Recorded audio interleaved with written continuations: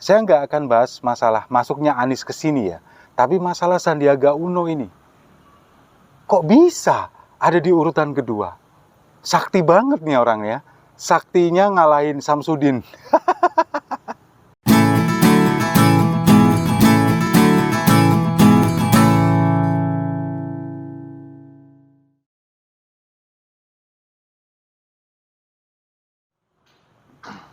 Salam damai untuk Indonesia. Berjumpa lagi bersama saya, Papa Dimas. Info kali ini datangnya dari Sandiaga Uno yang siap nyapres dan kemudian Partai Gerindra pada kebakaran jenggot. Kasihan ya. Jadi di internal mereka ini pada ribut sendiri begitu. Jadi ceritanya begini, pada hari Selasa kemarin, tanggal 30 Agustus ini, Sandiaga Uno ini bertemu dengan pengurus Partai Persatuan Pembangunan P3 di DIY, Daerah Istimewa Yogyakarta.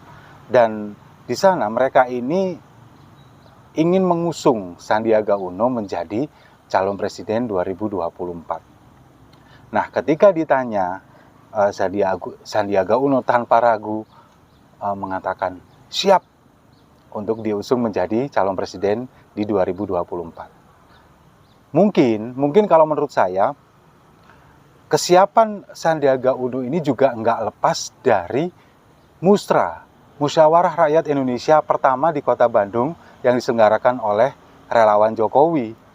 Karena di luar prediksi semua orang, Sandiaga Uno ini namanya mencuat ada di posisi kedua. Kaget kan? Semua orang kaget, termasuk saya. Kaget juga. Kayak kagetnya Zulhas pada waktu pertama kali jadi menteri dan tahu harga minyak goreng mahal. Ya seperti itu kagetnya. Jadi pada musra itu ada e-voting yang dilakukan oleh relawan Jokowi dan kemudian nama Jokowi ada di peringkat teratas dengan 29,79%. Lalu di peringkat kedua, ini yang mengejutkan, ada nama Sandiaga Uno dengan 16,92%. Nah, di urutan ketiga ada Ganjar Pranowo dengan 16,10%. Kemudian di urutan keempat baru ada nama Prabowo Subianto dengan 11,10%. Nah, yang lebih mengejutkan lagi, di urutan kelima ada nama Anies Baswedan dengan 9,02%. Nah, saya nggak akan bahas masalah masuknya Anies ke sini ya, tapi masalah Sandiaga Uno ini. Kok bisa ada di urutan kedua? Sakti banget nih orangnya. Saktinya ngalahin Samsudin. Nah, kenapa saya bilang seperti itu? Bayangkan aja, selama ini senyap, nggak ada pergerakan, nggak ada relawan, kemudian tiba-tiba namanya mencuat di Musyawarah Rakyat Indonesia yang pertama. Relawan Jokowi loh ini. Ya iyalah, memang Sandiaga Uno ini sekarang sudah merapat jadi menterinya Jokowi menjabat sebagai Menparekraf, Menteri Pariwisata dan Ekonomi Kreatif. Tapi kan memang selama ini nggak ada sama sekali nama Sandiaga Uno muncul di relawan Jokowi yang kebanyakan mereka ini Ganjar Pranowo. Nah, di sini kok bisa namanya bahkan mengungguli Ganjar Pranowo meskipun selisihnya cuma sedikit antara 16,92% dan 16,10%.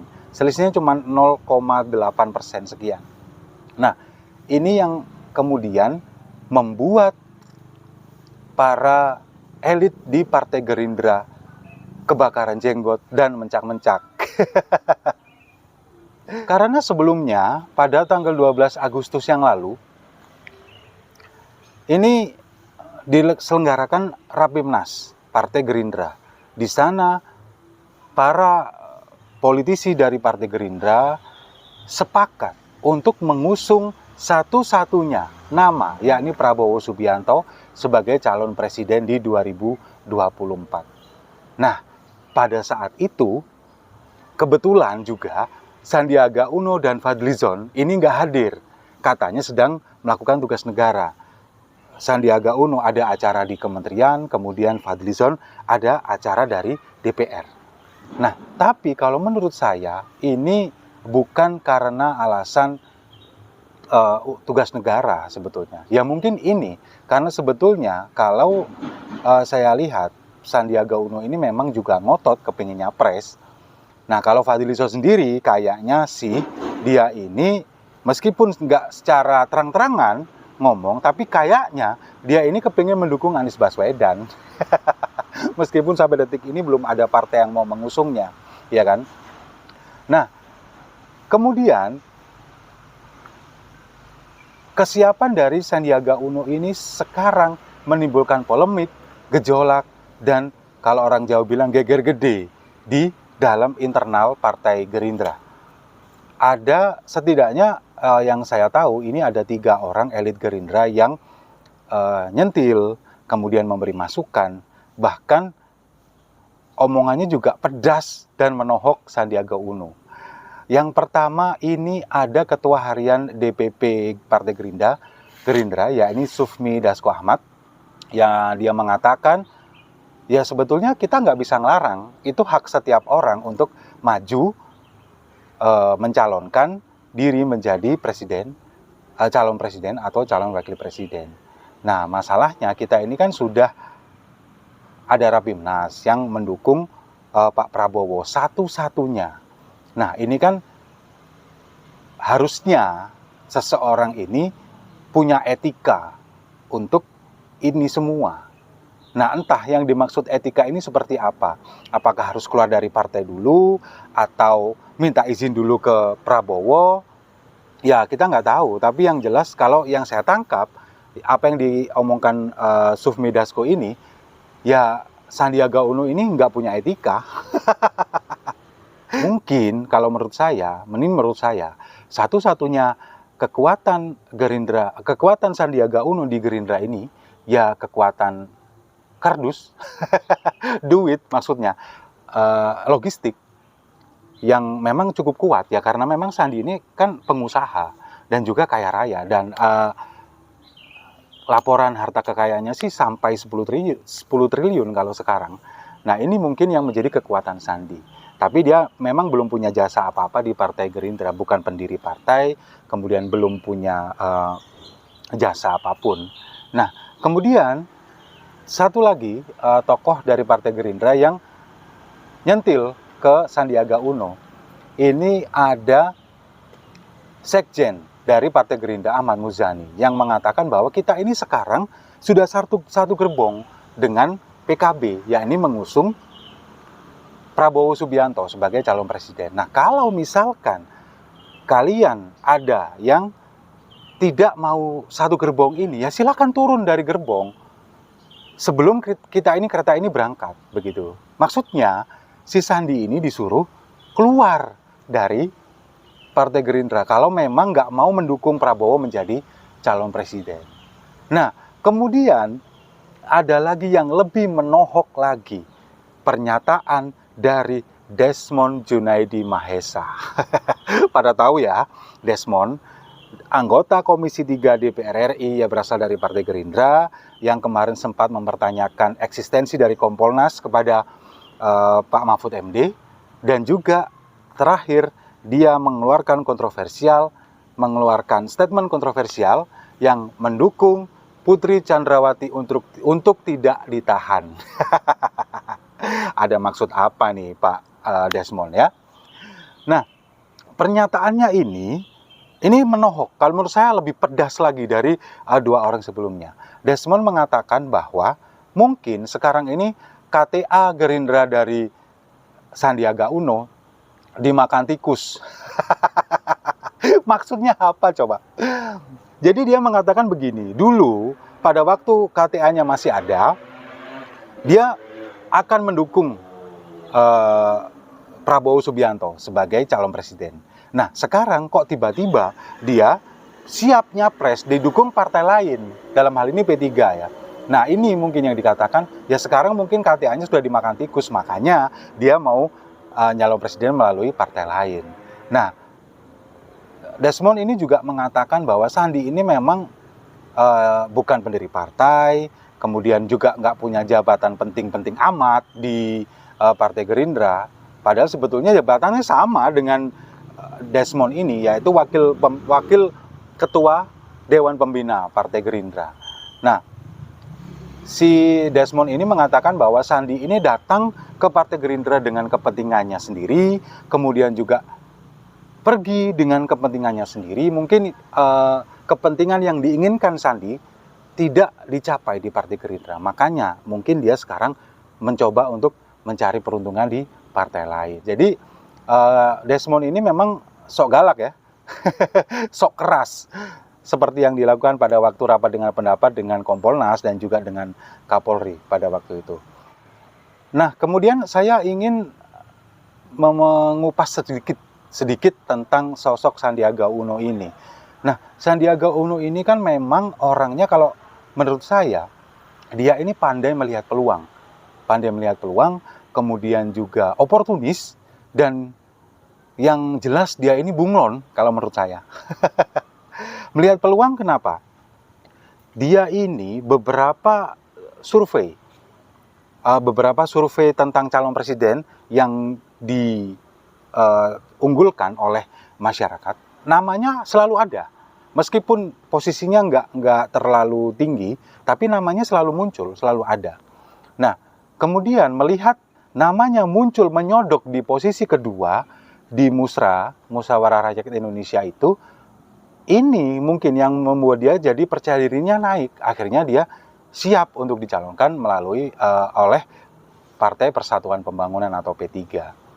Nah, oportunis menurut saya karena dia pada waktu tahun 2019 kan menjadi wakilnya Prabowo, menjadi lawan politiknya Jokowi Ma'ruf Amin.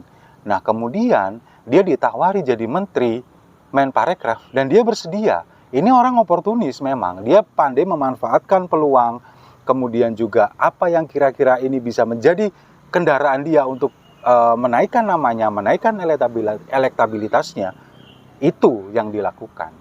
Dan saya bilang dia ini bunglon. Kenapa?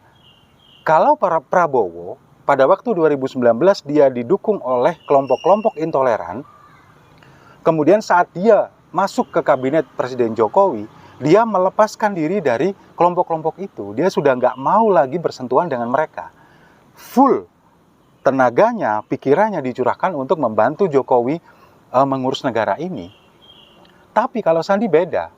Sandi yang jadi wakilnya Prabowo pada waktu itu dan otomatis juga didukung oleh kelompok-kelompok intoleran.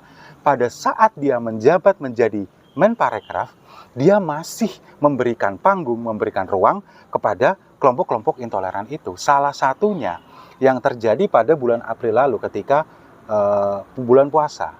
Dia mengadakan dialog, obrolan kepada masyarakat tentang ekonomi kreatif. Nah, yang diundang ini adalah artis hijrah, Arie Untung dan juga istrinya yang identik dekat dengan kelompok-kelompok HTI, kelompok-kelompok intoleran, ya hampir sama seperti Teguh Wisnu, kemudian artis-artis hijrah yang lainnya. Nah, ini yang menurut saya bilang bunglon.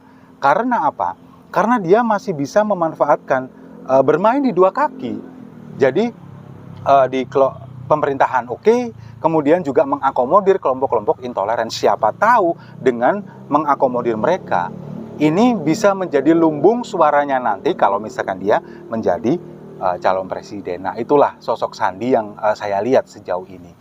Nah, tapi di luar itu semua, ya kita lihat bagaimana nantinya. Karena memang sekarang ini situasi politik masih dinamis, belum ada satupun partai yang secara sah mendaftarkan calonnya untuk menjadi calon presiden. Karena memang belum waktunya ya. Tapi Gerindra yang saat ini sudah mendeklarasikan Prabowo menjadi calon presiden dan juga nanti akan didukung oleh PKB. Tapi belum tentu juga karena ini semuanya masih belum final. Kita lihat saja nanti apakah Prabowo tetap dicalonkan menjadi presiden dari Partai Gerindra ataukah ada kemungkinan melihat suara rakyat yang ada di Musra ini sosok Sandi yang akan dimunculkan.